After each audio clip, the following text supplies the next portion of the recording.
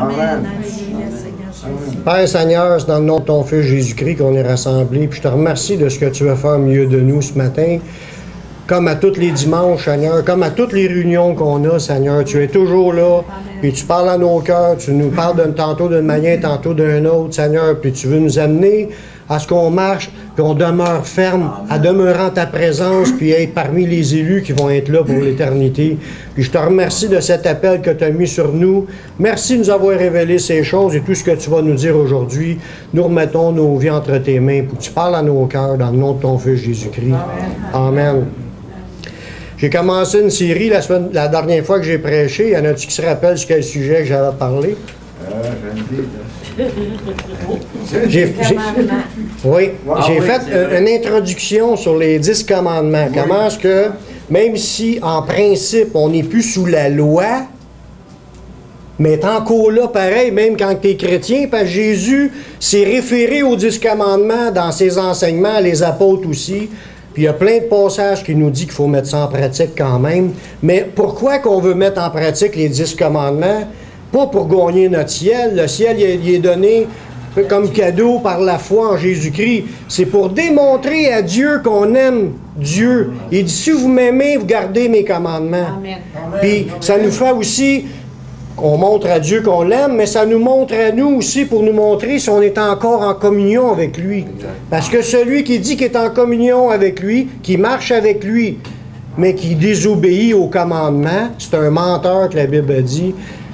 Ça nous sert de guide. Veut pas, les 10 commandements, c'est la base de l'éthique de Dieu. Comment est-ce que Dieu voit sa manière la manière de vivre que les chrétiens devraient avoir sur cette terre. Comme base, je dis bien comme base, parce que Jésus, quand il a repris les 10 commandements, il les a comme remplifiés. Quasiment tous les commandements, il les a réexpliqués et remplifiés. Ça a une plus grande portée que juste ce qui est écrit là. Aujourd'hui, pour faire une suite, nous attaquons le premier commandement. La dernière fois, c'était l'introduction. Le premier des commandements qui nous dit « Tu n'auras pas d'autre Dieu devant ma face ». Le premier des commandements qui est écrit dans la parole de Dieu, là, ça nous interdit à s'engager dans le culte des divinités étrangères. Ça veut dire, Dieu, il voulait nous mettre ça tout de suite comme la première pensée ou la première chose que vous ne devez pas oublier, mes amis. C'est comme s'il parlait à ses amis. N'ayez aucun autre Dieu devant ma face. Qu'est-ce que Dieu veut dire? C'est que quand on regarde Dieu, il ne faut pas mettre une autre chose entre les deux. Devant sa face. En se prenant qu'un autre Dieu. Mais le commandement, il est écrit comme ça. Exode 20, le verset 2. Il dit, « Je suis l'Éternel, ton Dieu, qui t'ai fait sortir du pays d'Égypte. » Il dit, « Je suis l'Éternel qui t'ai fait sortir du pays d'Égypte, de la maison de la servitude. Tu n'en auras pas d'autre Dieu devant ma face. » Il dit, « Je suis l'Éternel, je le suis, celui qui t'a fait sortir. » Fait que, mais en pas un autre, c'est moi, je suis. C'est ça que Dieu est en train de nous dire. Le Dieu de la Bible est unique.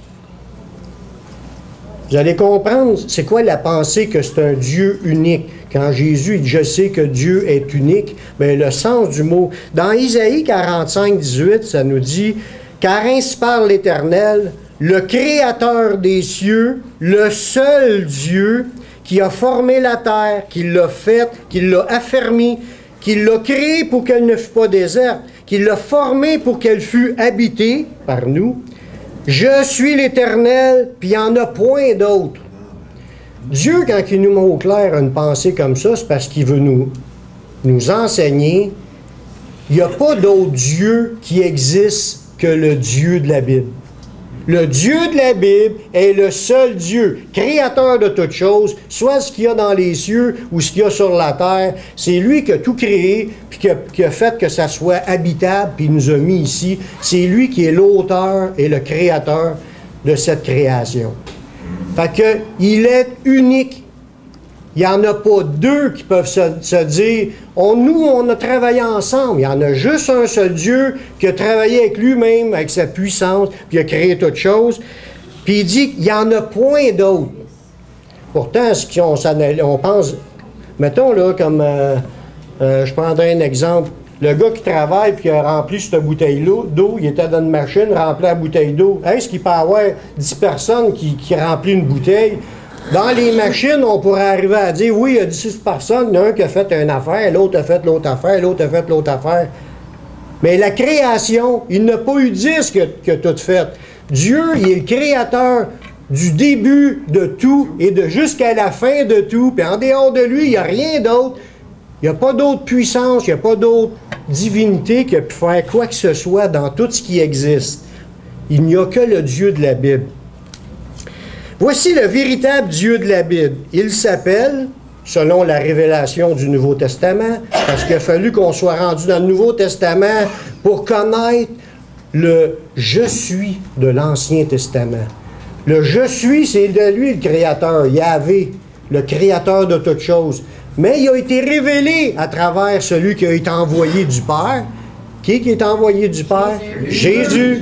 Il est venu pour nous révéler le Père, pour qu'on apprenne à connaître le Père. C'est Yeshua, communément appelé Jésus en français québécois, puis un peu partout dans le monde, en d'autres langues. Ça dit que ce Dieu-là, il s'appelle Dieu le Père, Dieu le Fils et Dieu le Saint-Esprit. Mais il est unique. Il n'y en a qu'un seul Dieu qui est composé de 3 êtres distincts qui sont parfaitement un. Ils peuvent se parler ensemble. Ils se sont parlé ensemble. On le voit dans l'Ancien Testament.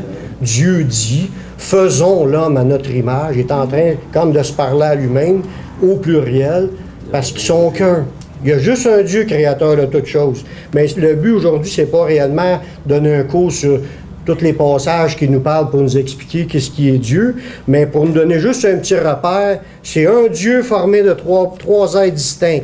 Dans 2 Corinthiens, on voit que les 3 sont mentionnés dans un seul verset, mais il y a d'autres versets aussi, mais juste celui-là que j'ai pris. 2 Corinthiens 13, 14, ça dit que la grâce du Seigneur Jésus-Christ, l'amour de Dieu et la communication du Saint-Esprit soient avec vous tous.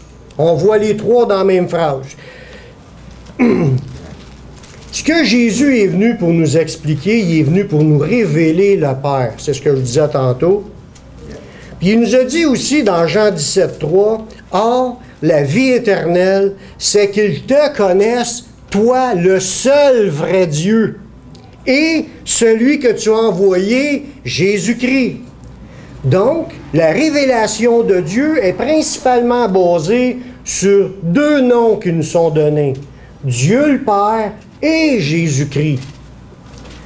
Là, il nous dit, dans ce passage-là, c'est Jésus qui parlait, puis il dit, la vie éternelle, c'est qu'en fin de compte, qu'ils nous connaissent. Amen. Toi, le Père, et moi, Jésus-Christ. C'est ça qu'il est en train de dire. C'est qu'ils te connaissent, toi, le seul vrai Dieu, et celui que tu as envoyé, qui est sorti du Père, Jésus-Christ. Pour ce qui est de la révélation du Nouveau Testament, pour sauver les hommes, la révélation est claire, c'est Dieu le Père et Jésus-Christ. Ce Dieu-là s'est révélé à travers son Fils, mais c'était le Père qui était dans le Fils. Comme le Fils était dans le Père, les deux étaient dans une parfaite communion. Il était rempli du Saint-Esprit aussi, mais on n'en parle pas tout le temps du Saint-Esprit. Pour le salut, ce qu'on a besoin de connaître, il faut s'approcher du Père en passant par Jésus. Pourquoi? Parce que Jésus était le Messie promis par le Père dans l'Ancien Testament, le Messie attendu, le Messie qui a accompli ce qui était écrit à son sujet, qu'il fallait qu'il meure sur la croix, qu'il prenne les péchés de l'humanité, qu'il meure, puis qu'il ressuscite le 3e jour, puis qu'il s'en retourne dans la présence de Dieu, parce qu'il c'était écrit qu'il ne verra point la corruption. Il n'a pas pourri dans la terre. Il est ressuscité, puis il est allé à la droite de son Père, puis là, il est installé là pour l'éternité. Ce Dieu-là s'est révélé à travers du Père, que Jésus parlait, et du Fils Jésus. Tu ne peux pas dissocier un de l'autre. Ça, on va le voir dans d'autres versets un peu plus loin. Que si tu as le Fils, tu as le Père. Si tu n'as pas le Fils, tu n'as pas le Père. Il faut que tu passes absolument par Jésus-Christ dans la révélation qui nous a été donnée. Puis si on commencerait à regarder le passage, Jésus est autant Dieu que Dieu le Père est Dieu. Il est appelé Dieu dans le Nouveau Testament à plusieurs passages. Puis ça nous dit que la vie éternelle, c'est qu'ils te connaissent, toi le seul vrai Dieu, et celui que tu as envoyé, Jésus-Christ. Il y a aussi écrit dans le Nouveau Testament, dans Actes 4.12, il y a de salut en aucun autre, car il y a sous le ciel aucun autre nom qui a été donné parmi les hommes par lequel nous puissions être sauvés. Il n'y a que le nom de Jésus-Christ qui sauve. Tu ne peux pas dissocier Jésus. Fait que là, on parlait, tu n'auras pas d'autres dieux devant ma face. Est-ce qu'il existe d'autres dieux? Non. Il n'en existe aucun. Dieu a dit, il n'y en a point d'autres. Est-ce que les hommes s'en ont fait? Oui. Ah oui, ça oui. Est-ce que le diable en a inspiré des diversités de dieux? Oui, ça, il y en a plein. Mais il y a un seul Dieu, c'est le Dieu qui s'est révélé, Dieu le Père, puis qui a envoyé son Fils Jésus-Christ. Puis le salut, il est basé à travers Jésus-Christ. C'est extraordinaire. Pourquoi qu'on trouve ça extraordinaire, nous autres? Parce qu'on l'a connu puis qu'on marche en Jésus-Christ. C'est pas ça que c'est extraordinaire. Ouais. Pour démontrer qu'on a connu le Dieu de la Bible, il faut le démontrer en confessant le Fils. Ça nous dit dans 1 Jean 2, 23, « Quiconque nie le Fils n'a pas non plus le Père. Quiconque confesse le Fils a aussi le Père. » Fait que là, on vient, si on regarde les religions, il y en a des diversités, il y en a des milliers et des milliers de religions qui existent sur la Terre, sous toutes ces formes. Puis même, il y a des religions qui portent le même nom, puis ont deux pensées différentes sur un Dieu différent, puis ou les intermédiaires qui sont différents pour s'adresser à ce Dieu-là. Il y en a une multitude. De toute façon, on ne veut pas savoir qui sont les faux, on veut savoir qui est le vrai. Le Dieu de la Bible, le Dieu qui sauve, qui nous donne la vie éternelle, qui nous révèle sa pensée. Puis il nous dit bien, si tu confesses le Fils, tu l'as le Père. Puis si quelqu'un nie le Fils, il n'y a pas le Père. Parce qu'il y en a beaucoup de religions qui disent qu'ils sont dans le Père, mais ils ne passent pas par le Fils. Ils passent par ailleurs. Ils veulent atteindre Dieu. Dans leur religion, veulent atteindre Dieu, ils ont de l'air sincère, mais ils ne passent pas par la bonne porte. Nous, on sait qu'il y a une porte et un chemin. Qui est la porte? Jésus. Amen. Celui qui confesse le Fils a le Père, puis celui qui nie le Fils n'a pas le Père. Il ne peut pas se rendre au Père sans passer. Nul ne vient au Père que par moi, que Jésus dit. Il est la porte. Ça, c'est le Dieu de la Bible, le Dieu qu'il faut suivre. Amen. Puis dans 1 Jean 1,3, ça dit « Or, notre communion est avec le Père et son Fils Jésus-Christ. » Notre communion, il est en communion avec Dieu, mais est avec le Père et avec son Fils Jésus-Christ. Tu as passé par Jésus, tu reçois le Père et tu reçois Jésus.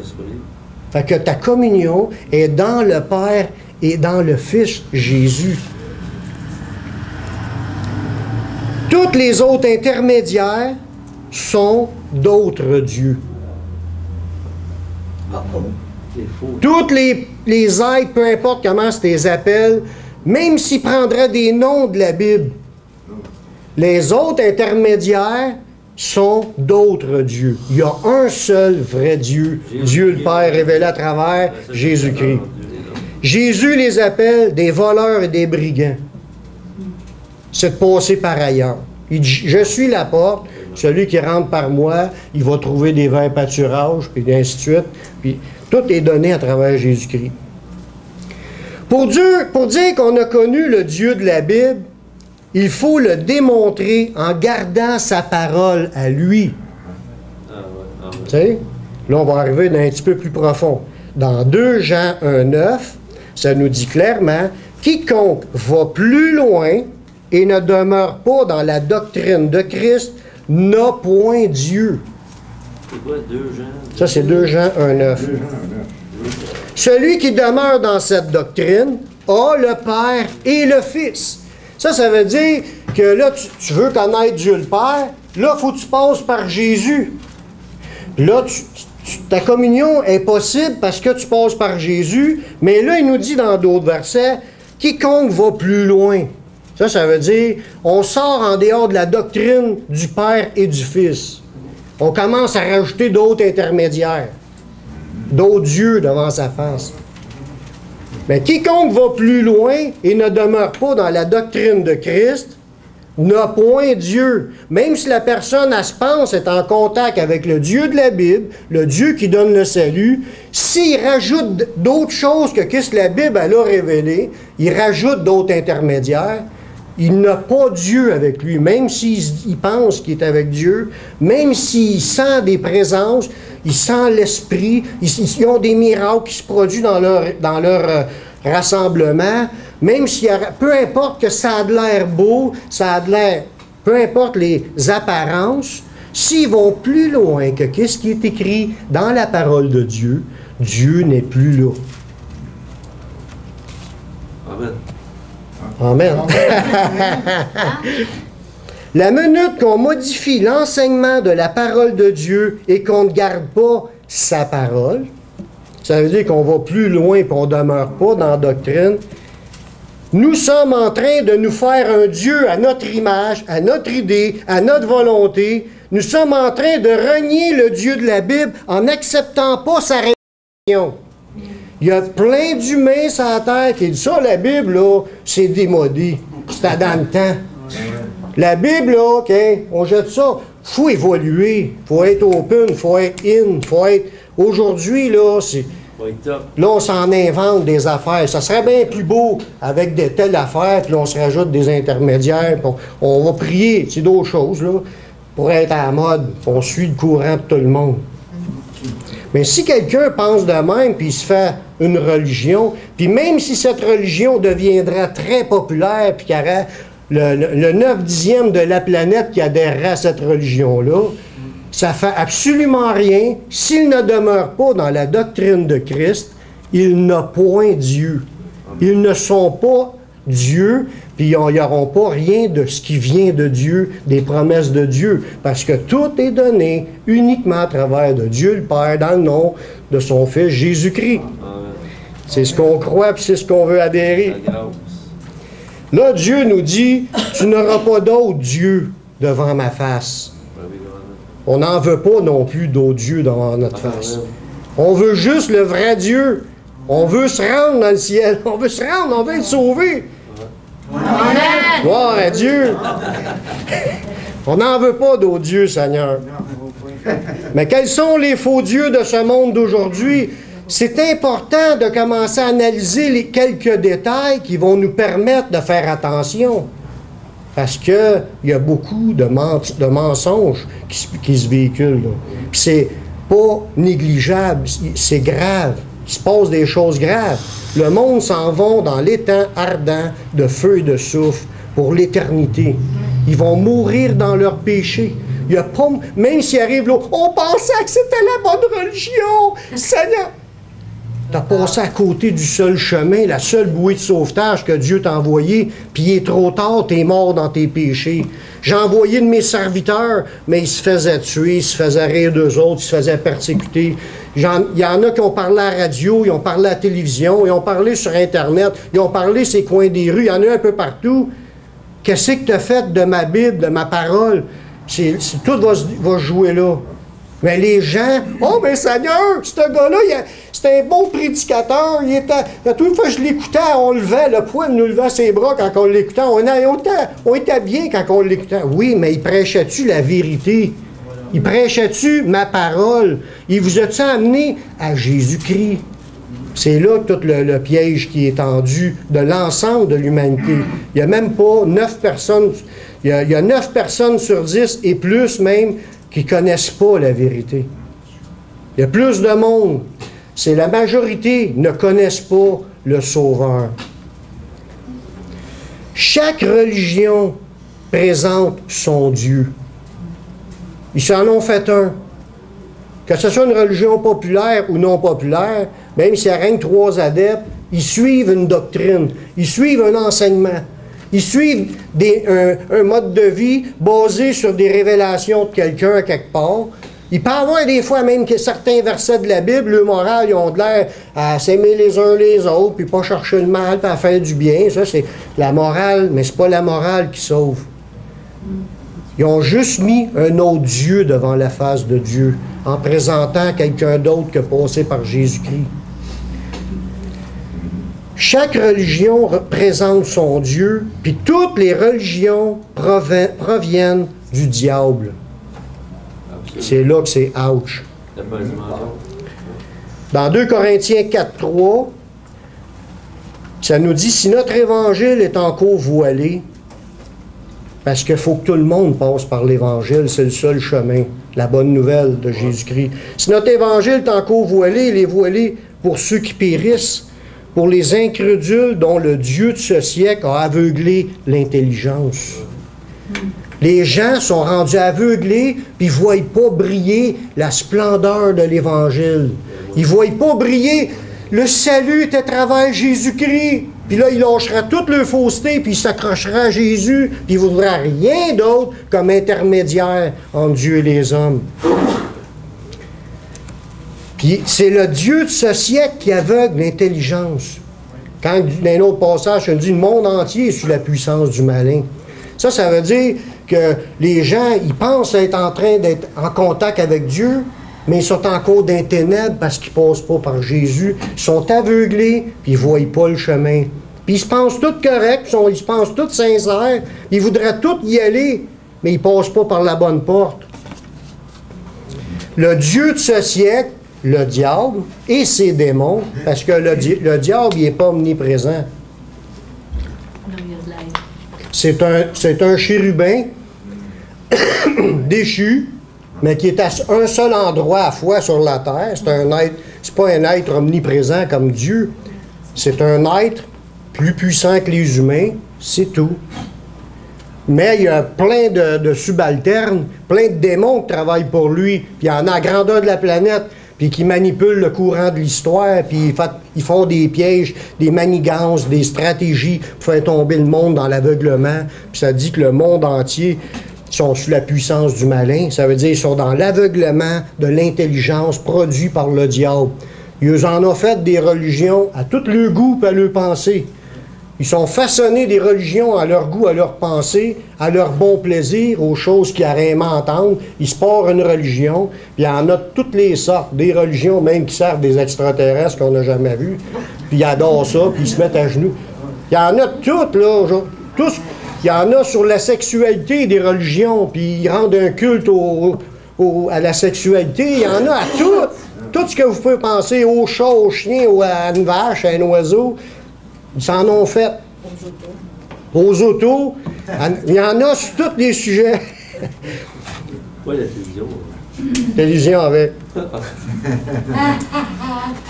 Alors, regardez bien cet exemple-là que je vais vous amener. Lorsque le diable est venu tenter Jésus, c'était évident que c'était le diable qui était là en train de tenter Jésus. Jésus savait parfaitement que c'était le diable qui était devant lui. Hein? C'était facile de lui dire non. C'est le diable qui est là, tu le vois de tes yeux, c'est facile. On regarde dans cet exemple-là, dans Matthieu 4.8, le diable le transporta encore sur une montagne très élevée, puis il lui montra les royaumes du monde et leur gloire, puis il lui dit, « Je te donne toutes ces choses si tu te prosternes et m'adores. » Jésus il a dit, « Retire-toi, Satan, car il est écrit, tu adoreras le Seigneur ton Dieu, puis tu le serviras lui seul. Tu n'auras pas d'autre Dieu devant ma face. » Il a rejeté le diable. C'était facile de rejeter le diable. C'était le diable. Il était là. Mais, ce qu'on ne sait pas aujourd'hui dans ces ruses et ces manigances, le diable, il a plusieurs facettes pour garder l'ensemble du monde sous son contrôle et sous sa domination. Le diable utilise les religions. Jésus était facile de dire non. Mais il y a combien d'humains sur la terre qui ne le savent pas, puis ils rentrent dans des religions qu'ils aiment, ça fait leurs affaires, puis ils sont bien, puis ils ont du social avec d'autres personnes, puis il se passe même des miracles dans leurs réunions. Ça a l'air que c'est Dieu qui est là, puis c'est tout du mensonge, c'est le diable qui est encore là. Les gens sont autant perdus qu'avant, puis ils continuent à s'enfoncer par leur aveuglement. Le diable utilise les religions, les croyances, qui se disent croyants ou athées, les gens sont automatiquement en train de servir le Dieu de ce siècle. C'est grave. Jésus était facile pour dire non, mais l'ensemble du monde sur la planète ne voit pas le diable dans leur religion. Il y en a qui ne croient pas. Il y a des athées, puis ils ne voient pas que le diable est en arrière de l'athéisme. C'est le diable qui les a fait à croire. Il n'y en a pas de Dieu, voyons donc. Ou Dieu, il est mort. Les gens religieux puis certains chrétiens, ils essayent de dire que c'est pas grave d'assister au culte des autres dieux et de communier avec eux. Quand Dieu a dit « Tu n'auras pas d'autres dieux devant ma face », mais il y en a qui vont quand même dire « C'est pas grave si je vais dans un culte puis j'assiste au culte de d'autres dieux puis je communie avec. » Ouch! Je veux pas un amen là-dedans. La Bible est claire. Elle dit que ceux qui veulent garder leur communion avec Dieu, le verset dit « Sortez du milieu d'eux ». Quand tu réalises que c'est pas de Dieu, sortez. Dans 2 Corinthiens 6, 14 qu'on voit cela. Ça nous dit « Ne vous mettez pas avec les infidèles sur un joug étranger. Parce que le joug du Seigneur, prenez sur vous mon joug et suivez mes instructions. » Il y a le joug du Seigneur, puis il y a les jougs étrangers, c'est les religions. Quel rapport qu'il y a entre la justice et l'iniquité? Quel rapport, qu'est-ce qu'il y a de commun entre la lumière et les ténèbres? Quel accord qu'il y a entre Christ et Bélial? Quel part a le fidèle avec l'infidèle? Là, le verset 17, il dit, c'est pourquoi, sortez du milieu d'eux, séparez-vous, dit le Seigneur, touchez pas à ce qui est impur, et je vous accueillerai. Ce verset-là, il est excessivement fort. Il nous dit, là, il y a deux choses. Il y a le vrai Dieu, il y a Christ, il y a la justice, il y a la lumière, puis tout le reste, c'est les ténèbres, l'iniquité, l'infidélité, Bélial. Bélial, c'est le démon, c'est le diable. Puis là, ça nous dit, ne vous mettez pas sur un joug avec un joug étranger, le joug qui n'est pas le joug du Seigneur. Mettez-vous pas sur le joug avec les religions. Dieu nous dit, tu n'auras pas d'autres dieux. Mais si on se met dans leur joug, Dieu nous dit au verset 7, c'est pourquoi sortez du milieu d'eux, séparez-vous, touchez pas à ce qui est impur, et je vous accueillerai. Ça veut dire qu'il est en train de parler à des chrétiens, puis il dit, sors de là, sinon tu vas être impur, puis tu vas être séparé de moi. Parce qu'il dit, si tu sors de là, je vais t'accueillir. Mais il ne peut pas te toucher quand tu es rendu impur. Les religions qui appartiennent à Bélial, le diable et tous ses démons, souillent continuellement l'ensemble du monde qui demeure en communion avec leur faux Dieu. Ils sont souillés et gardés dans les impuretés de ce que Dieu appelle impur. Puis il appelle chacun de ceux qui veulent le suivre, il dit, n'ayez pas d'autres dieux devant ma face, mettez-vous pas en joug avec eux autres, sortez de là, touchez pas à ce qui est impur, puis là je vais vous accueillir. Il nous appelle à nous séparer de toute forme de religion qu'il y a sur cette terre. Je ne demande pas de vous séparer de l'Église du Seigneur. C'est pas une religion. C'est une religion dans un sens parce qu'on a un mode de vie. Quand tu es chrétien, tu as un mode de vie. On est des gens religieux dans un sens. Mais on n'est pas le culte envers un autre Dieu que le Dieu de la Bible. Puis c'est en demeurant en lui qu'on goûte son onction, sa présence, ses bénédictions, ses enseignements, sa doctrine et tout ce qui va avec. Mais il nous dit, touchez pas à rien d'autre et rassemblez-vous, n'abandonnez pas votre assemblée, où ce que vous êtes rassemblés entre chrétiens, des vrais chrétiens qui servent le Seigneur, des chrétiens nés de nouveau qui marchent par Jésus-Christ. De quelle façon Adam et Ève ont démontré quel Dieu qu'il aimait et voulait servir? Adam et Ève, là, ils ont entendu un ordre du Seigneur. Il dit, tu te dois de manger tous les arbres qu'il y a ici. Mais l'arbre de la connaissance du bien et du mal, il dit, mange-en pas. Il n'a pas dit de ne pas y toucher, il a dit de ne pas en manger. Mange-en pas, le jour où tu vas en manger, tu vas mourir. Là, on voit dans la suite, le diable vient, puis lui, il dit, non, non, non, c'est pas vrai. Le diable, c'est un menteur. Il a compté des menteries à Adam et Ève. Puis comment est-ce qu'eux autres, Adam et Ève, ils ont démontré quel Dieu qu'ils voulaient servir, quel Dieu qu'ils voulaient aimer? Ben, ils ont décidé à dire à Dieu, on ne crée plus que ce que tu nous as dit. Ils ont cru le diable, puis ils ont embarqué dans la suggestion du diable, puis ils ont décidé d'en prendre. Le jour qu'ils en ont mangé, ils sont morts. Pas morts physiquement, morts spirituellement. Non. Plus tard, la mort physique, elle est venue comme conséquence. C'est la mort spirituelle qui était la pire. De ne plus être en communion avec Dieu. Quand Dieu s'est représenté tout de suite après ça, ils ont eu peur de Dieu puis ils ont été se cacher. Il n'y avait plus la communion avec Dieu. Le péché venait de les séparer d'avec Dieu. Mais voyez-vous l'image? Dieu dit quelque chose, le diable dit quelque chose. Eux autres, ils ont osé d'écouter le diable. Qu'est-ce que ça a eu comme conséquence sur l'ensemble de l'humanité depuis la création? Des milliards de personnes s'en vont dans l'étang ardent de feu et de souffle. On ne veut pas leur dire que c'est rien que de leur faute. On n'aurait pas fait mieux. Si ça aurait été nous, on aurait fait la même affaire qu'eux autres. Mais, ce qu'il y avait comme principe, c'est le même aujourd'hui. Dieu dit, tu n'auras pas d'autre Dieu devant ma face. Ouais, mais il y en a plein d'autres dieux qui se présentent. Puis il y a des religions qui ont de l'air bien belles, bien le fun, bien in, bien open même, parce qu'il y en a qui peuvent faire n'importe quoi là-dedans dans leur religion. C'est pas grave si tu pêches, tu peux être dans le péché, puis tout le monde est heureux. On a les deux de présenter. Dieu nous parle, puis il nous dit touche pas, puis le diable vient, puis hey, viens donc faire ton tour, puis là il va te donner plein de bonnes raisons pour que tu y ailles. On ne peut pas s'asseoir dans le temple d'une autre religion et penser qu'il n'y a aucune conséquence. Nous avons ouvert une porte aux démons et nous sommes souillés dans notre esprit. Où est-ce qu'on voit ça? Dans le verset que je viens de lire. Touchez pas à ce qui est impur. La minute que tu t'en vas dans leur culte, tu viens de tomber un peu.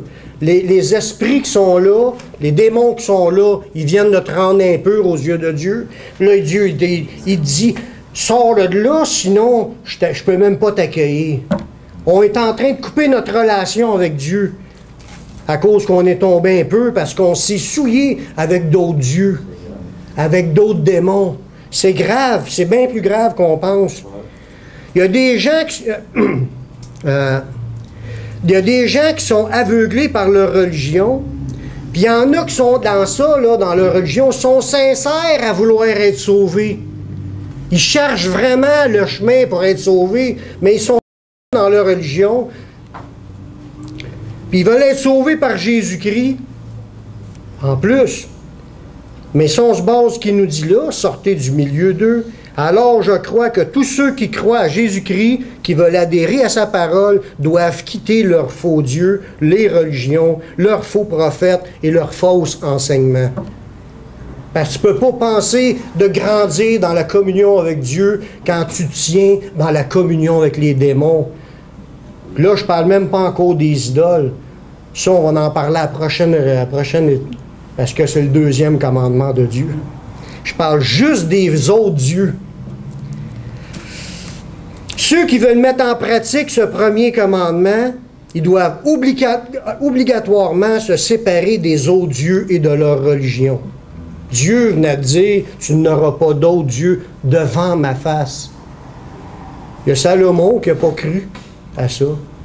Puis lui, il se pensait supérieur à ce que Dieu y avait averti. Dieu il a dit, va pas te marier avec des femmes étrangères. Ils vont te présenter leur Dieu, puis tu vas aller te prosterner devant. Lui, il avait la sagesse de Dieu. Là. Dieu l'avait béni au bout. Puis il se pensait meilleur, il se pensait fin, il se pensait supérieur. Puis il se pensait qu'il n'était pas obligé d'obéir à Dieu. En dernier de sa vie, il se prosternait devant les statues puis les autres dieux. Puis Jésus a dit, dans le Nouveau Testament, il dit, Salomon même, dans toute sa gloire, n'a pas été revêtu comme un lys des champs. Il n'a pas atteint sa course pour être fleuri dans l'épanouissement de ce que Dieu y avait préparé. Il est mort séparé d'avec Dieu parce qu'il était prosterné devant des idoles. C'est grave. Un chrétien ne peut pas s'asseoir à la table du Seigneur et à la table des démons. On voit ça dans 1 Corinthiens 10, 21. La table des démons, c'est les religions et les fausses doctrines.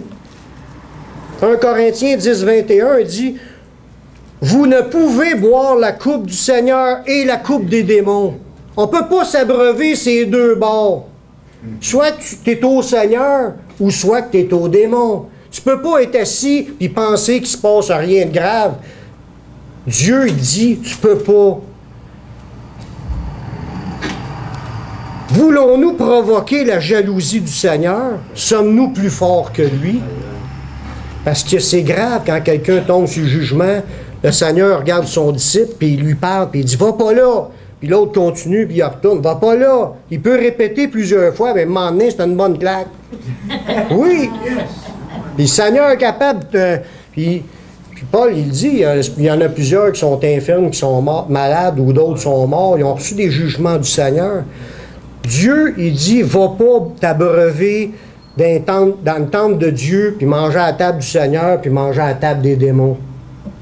Mais il y en a qui pensent que les chrétiens ne peuvent pas être touchés par les démons. C'est un mensonge, c'est une fausse doctrine. Si tu communies avec des enseignements, puis la communion avec leur culte, t'es contaminé automatiquement, t'es en train de manger à la table des démons. Hey, la table des démons, ça veut dire, il y a un rassemblement, t'invites tes amis, on mange tous à la même table, là. Puis là, t'es à la table du Seigneur. Puis tout après l'après-midi, tu vas dans une autre sorte de culte, dans une autre religion. Puis là, t'es en train de manger à la table des démons, puis t'as autant de fun. Il y a quelque chose qui marche pas, là. Comment est-ce qu'un chrétien qui est né de nouveau peut vouloir être ça, être là avec le Seigneur, puis après ça, vouloir être avec les démons? Quand on le sait que c'est... Mais c'est sûr qu'il y a un aveuglement. On va en parler dans quelques versets un petit peu plus loin de ce qui se passe dans ce temps-là.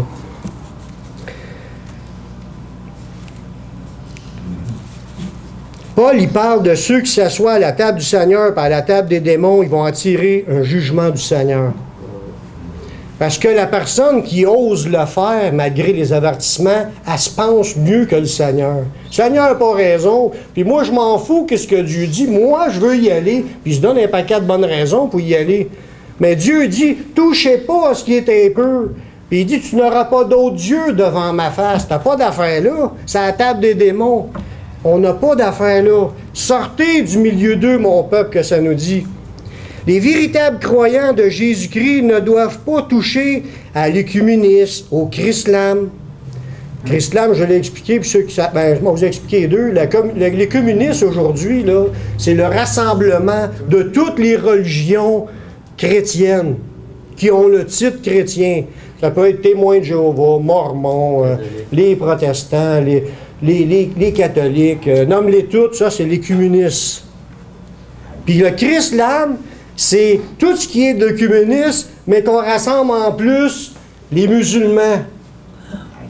C'est en train de se faire. Je peux vous montrer des vidéos, là. Je les ai pas ici, mais ils sont tous sur Internet. Puis il y a du monde qui prêche ça. Puis il y a des rassemblements pour faire cela. En voulez-vous une petite preuve? Je sais pas, vous avez écouté l'actualité il y a 2 semaines. Le pape a fait venir le représentant musulman, puis il l'a amené à prier avec eux autres, là. Le pape, il est mêlé à ça au max, là. Puis en plus, le pire, c'est pas que le pape, il a le droit de faire ce qu'il veut, c'est pas de mes affaires, il s'arrangera avec ses troubles. Mais c'est... Il y a des chrétiens qui s'en vont là aussi. puis qui prient avec eux autres, puis ils pensent que c'est de Dieu de tout se rassembler, puis de prier avec tous ces démons-là, puis ces doctrines de démons-là qui amènent le monde dans les temps de feu. C'est grave. C'est la coupe, la table des démons. Puis les chrétiens s'en vont là. Je peux vous montrer une vidéo qu'un prédicateur, David Copeland, aux États-Unis, il y a à peu près 500 pasteurs dans l'Église qui sont les représentants à peu près des milliers de chrétiens. Ils étaient tous assis dans la même réunion. Ils ont fait jouer une vidéo du pape, que le pape lui disait « Revenez à l'Église catholique ». Ils ont tous prié le pape, ils ont tous dit merci au pape, ils ont tous donné une révérence au pape. C'est tout filmé sur vidéo, je l'ai chez nous, je l'ai montré un peu à Maurice hier. On est rendu là. Je vais vous montrer un passage tantôt qui parlait de cela, puis c'est grave. La puissance d'égarement a déjà commencé, frères et sœurs. Toute tentative de rassembler les religions sous le prétexte de s'aimer les uns les autres, ça abolit le premier commandement qui dit « Tu n'auras pas d'autre Dieu devant ma face ». On ne peut pas dire qu'on pratique un commandement de s'aimer les uns les autres, tout en transgressant l'autre commandement. Ça ne marche pas, là. Sinon, Dieu se contredit. Non, c'est parce qu'il veut que tu mettes les deux en pratique. Tu peux aimer ton ennemi, mais tu n'es pas obligé d'aller t'asseoir dans sa religion. Tu peux l'aimer à distance. Tu m'as prié pour toi, gloire à Dieu, que le Seigneur te bénisse de loin. Mais moi, je ne vais pas m'asseoir là. Puis j'adhère pas à tes doctrines. J'accepte pas tes menteries, puis je vais te dire la vérité. Si nous voulons démontrer au Dieu de la Bible que nous voulons le servir, lui, nous devons lui obéir ce qu'il dit dans le commandement, tu n'auras pas d'autre Dieu devant ma face. Jésus a renforcé le premier commandement. J'ai dit tantôt que le Seigneur a tout repris les commandements, puis il renforcissait en rajoutant des éléments. Mais dans le premier commandement, Jésus l'a modifié. Est-ce qu'il y en a un qui le sait par cœur? Le premier commandement dit « Tu n'auras pas d'autre Dieu devant ma face ». Qu'est-ce que Jésus a dit du premier et du plus grand commandement? Le Seigneur ton Dieu, de tout ton cœur, de toute ton âme, de toute ta pensée, de toute ta force. Il n'y a pas de place pour un autre Dieu dans cela, puisque tu as donné tout ton cœur, toute ton âme, toute ta pensée, toute ta force. Il n'y a pas de place d'en mettre un autre.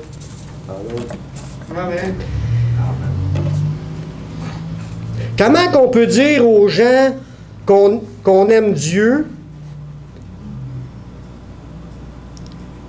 L'autre question, comment, dans le sens que voyons, j'ai mal écrit ma phrase, moi, là. Comment qu'on peut dire qu'on aime les gens plus que Dieu? Non, tu peux pas aimer les gens, c'est le contraire. Tu aimes Dieu, après ça, tu aimes les gens. 100%, on vous donne 100% dans votre bulletin. Ouais. Bravo. Dans le sens, je suis prêt à faire ce que les gens aiment, même si ça déplaît à Dieu. On veut tellement être chum avec le monde qu'on est prêt à vouloir désobéir à Dieu pour lui montrer qu'on est chum avec. Donc,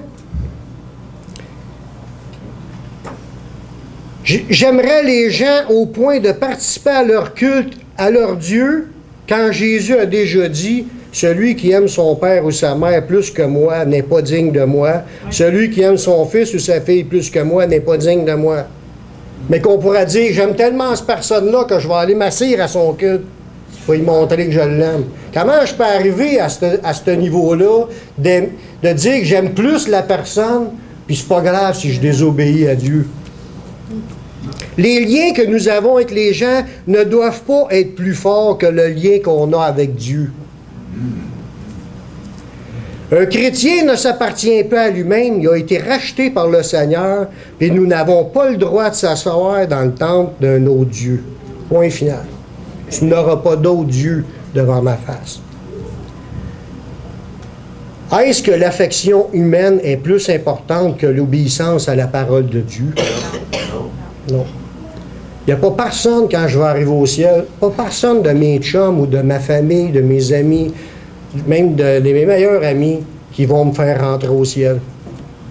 Si je veux rentrer dans la vie éternelle, il y a juste Jésus-Christ seul. J'ai pas à faire de compromis, là. C'est mon salut qui en dépend. Si lui, il veut y aller dans les temps de feu, c'est son choix. Moi, je veux pas y aller.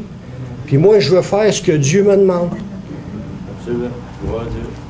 La Bible parle d'une puissance d'égarement qui séduiront ceux qui ne sont pas ancrés dans l'amour de la vérité, qui est la Bible.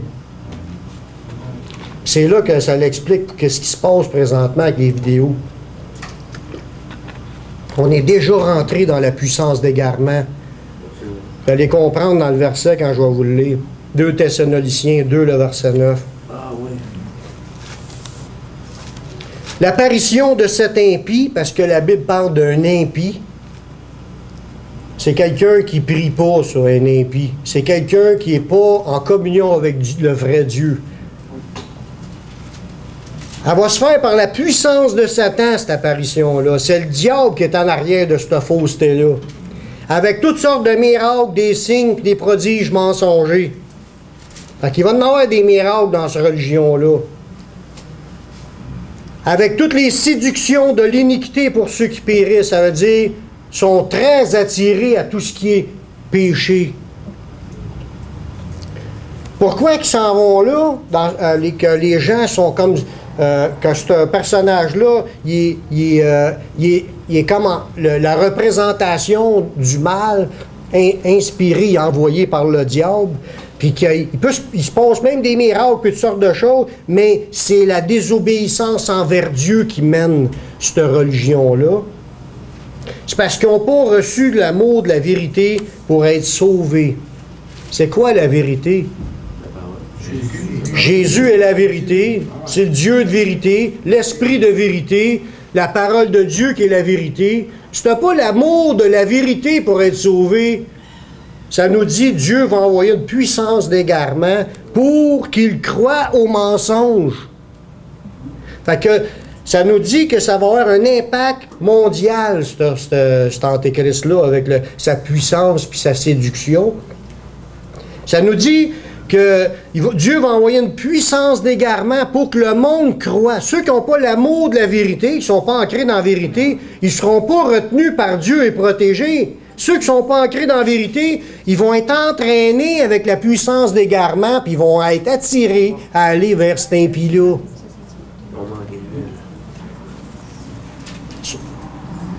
Puis regardez la conclusion de ce qui arrive à ceux qui sont charriés, c'est le verset 12, ceux qui sont charriés vers cet impie-là, afin que tous ceux qui n'ont pas cru en la vérité, mais qui ont pris plaisir à l'injustice, soient condamnés. C'est la perte du salut. S'il y a un chrétien qui abandonne la voie du Seigneur, puis qui s'en va à servir cet impie-là, celui qui est manipulé par le diable, il fait bien des miracles, c'est bien séduisant, ça semble religieux au bout, ça semble de Dieu. Mais si tu es charrié à aller là, c'est parce que tu n'as pas l'amour de la vérité, parce que quand tu mets tes racines dans la Bible, tu n'es pas intéressé d'y aller. Tu reconnais que c'est pas de Dieu, tu n'y vas pas. Mais il y en a qui vont se faire entraîner puis vont être condamnés. C'est la même chose que si tu recevrais la marque de la bête. Nous sommes arrivés à ces temps-là de la puissance d'égarement, puis Dieu, il fait le ménage de son Église. Il y a juste les vrais qui vont rester debout. Ceux qui font semblant, ou qui ne veulent pas se soumettre, puis ils ne veulent pas s'ancrer dans la parole de Dieu, ils vont être séduits par la puissance d'égarement, puis ils vont aller courir vers ce faux prophète-là avec ses fausses doctrines. Le verset 9 de ce passage-là, ça nous dit qu'un enfant de Dieu qui se laisse mordre par le serpent séducteur, parce que c'est le Satan qui est en arrière de cet impie-là, puis il fait des miracles, ça séduit, ça a de l'air attirant, c'est pas une affaire que tu vois tout de suite comme ça serait une apparition d'un démon, ça a de l'air attirant. Il dit, si un enfant de Dieu se laisse mordre par l'esprit séducteur, ça lui ramollit le discernement, ça lui fait abaisser sa muraille de protection. Il n'est plus sur ses gardes. Le fait de s'asseoir dans une réunion d'une autre religion, il pêche contre Dieu, puis il devient encore plus mêlé puis là, ils se perdent.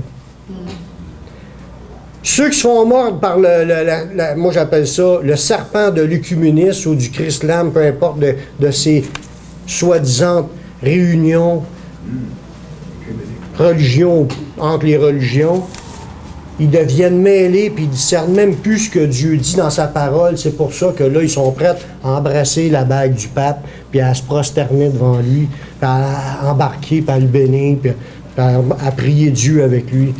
Ils sont séduits et aveuglés, ont baissé leur armure, puis ils ont perdu sont déchus de leur fermeté, que la Bible a dit dans un autre passage. Ils sont tombés en bas de leur chaise.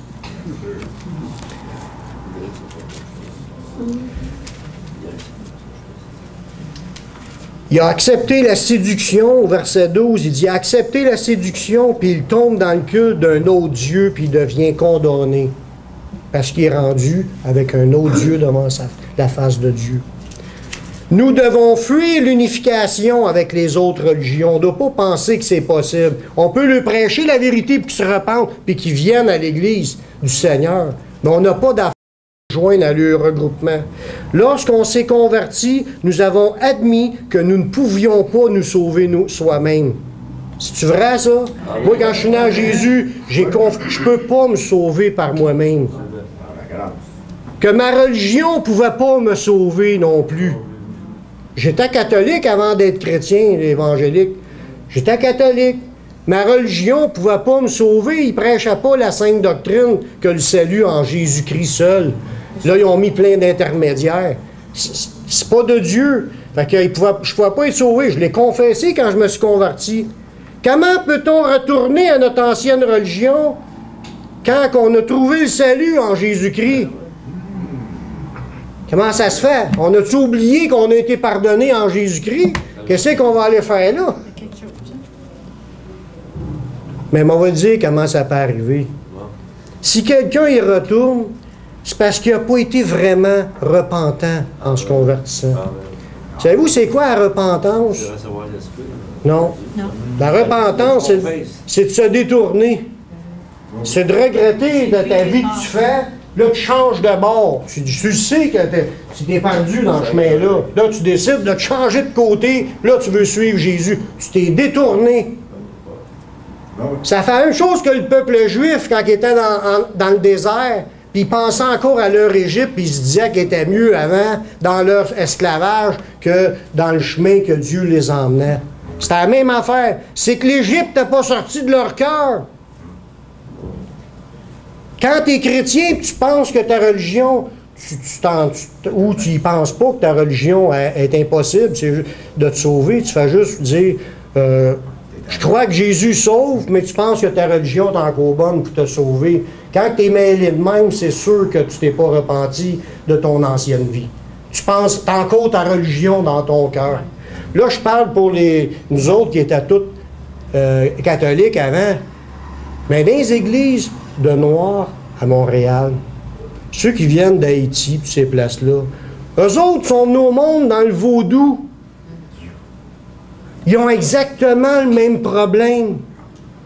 Les pasteurs le prêchent, puis ils ont encore le vaudou dans leur cœur.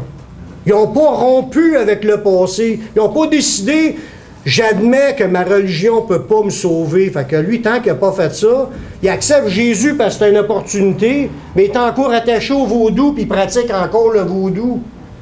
Ils ont les mêmes problèmes d'une autre religion. Puis si on serait musulman, ça serait la même affaire.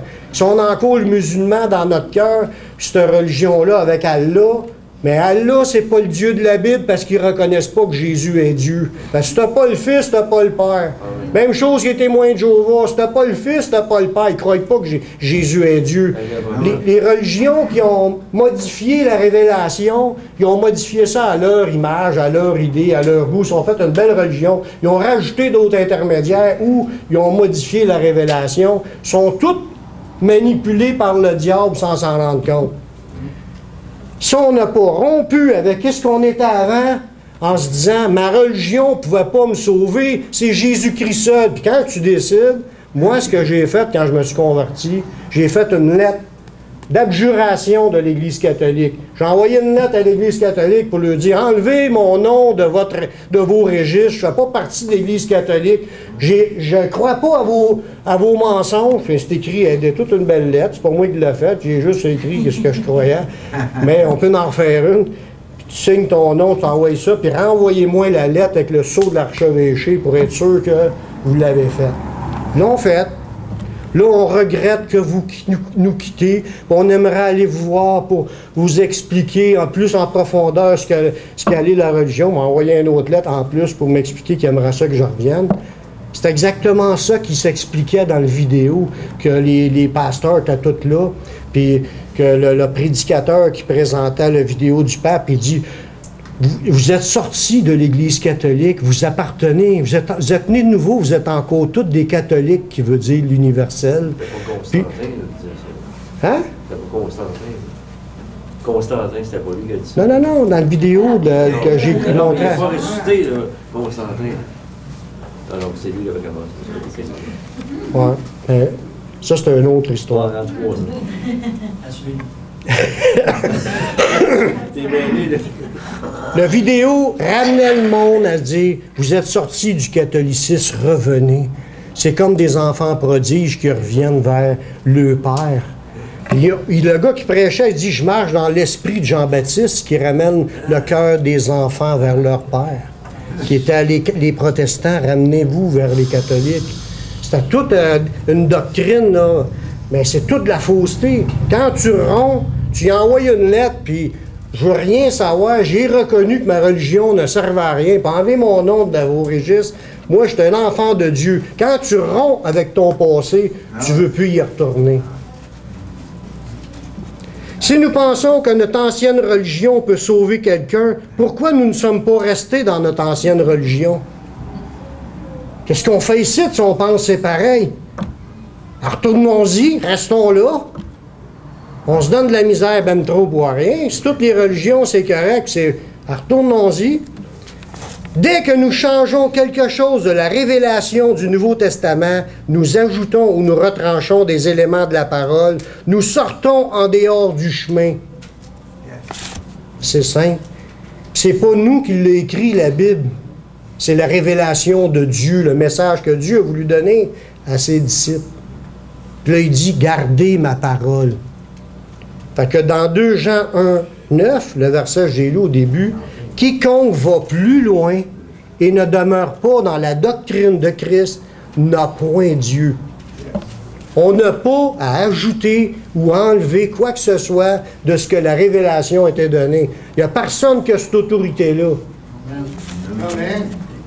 Dans l'Apocalypse, c'est écrit à la fin aussi de ne pas rajouter rien, de ne pas enlever rien. Qu'est-ce que c'est écrit comme conséquence? Celui qui retranche, qui en rajoute, sa part de l'arbre de la vie va être retranchée. Il va être retranché, il ne sera plus sauvé, ça le dit clairement.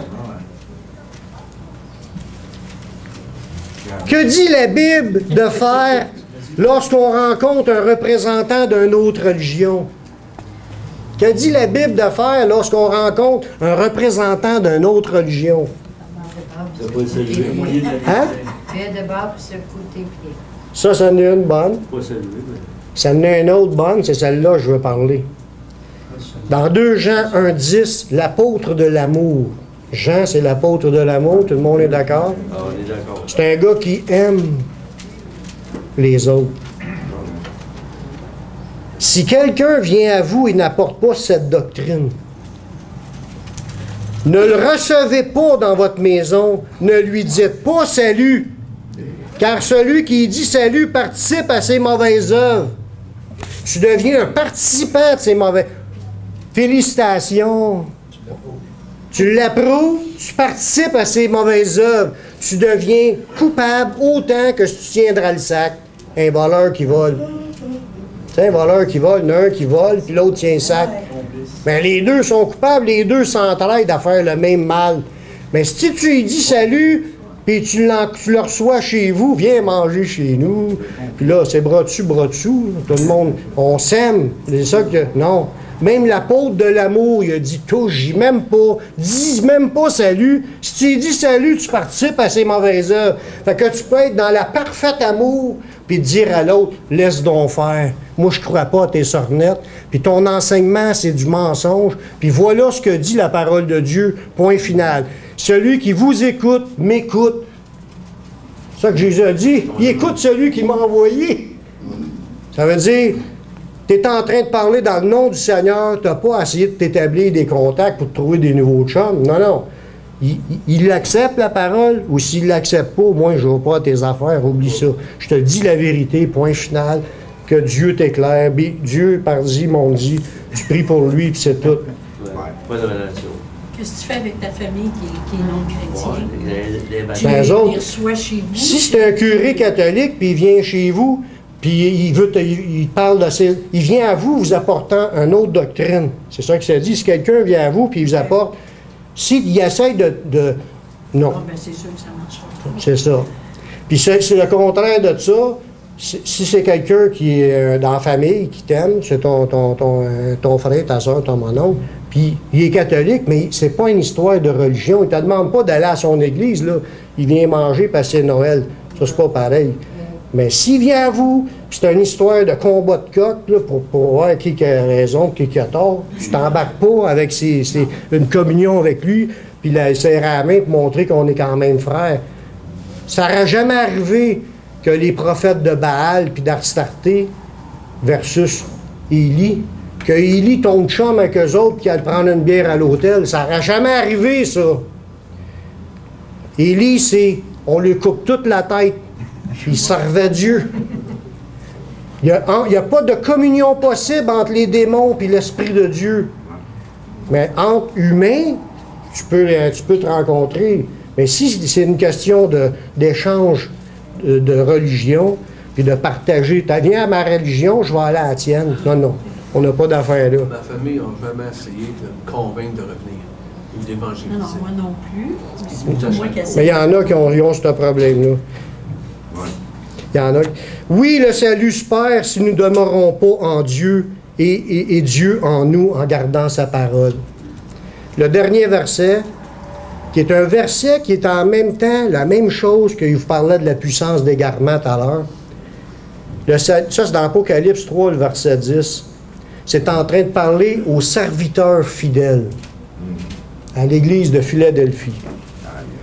Parce que tu as gardé la parole de la persévérance en moi. Jésus dit, je te garderai aussi à l'heure de la tentation qui va venir sur le monde entier pour éprouver les habitants de la terre. Il dit, retiens ce que tu as afin que personne ne prenne ta couronne. Il y a une puissance d'égarement, j'ai dit, qui est déjà commencée, c'est l'heure de la tentation qui vient sur le monde entier. L'impie est là, il est bien étendu avec ses tentacules. C'est ça que je voulais dire, puis tu as la même idée. C'est ça.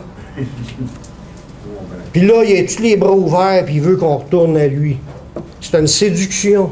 Il n'y a pas rien de commun entre les ténèbres et la lumière. Entre le salut en Jésus-Christ, puis le salut par les œuvres, par les religions, il n'y a rien de commun. C'est pas le même esprit qui est là. Puis là, Jésus nous dit, parce que tu gardes la parole de persévérer en moi, Jésus dit, je vais te garder à l'heure de la tentation qui va venir sur le monde entier pour éprouver les habitants de la terre. Amen. Il dit, retiens ce que tu as. Retiens ce que tu as, afin que personne prenne ta couronne. Laisse-toi pas voler ta couronne. T'es sauvé en Jésus-Christ. Lâche pas ça. Va pas essayer de traficoter. Non. C'est non. Tu gardes qu'est-ce que tu as. Laisse-toi pas voler. Amen. Prions. Père Seigneur, c'est dans le nom de ton Fils Jésus-Christ qu'on est rassemblés. Merci pour ta parole.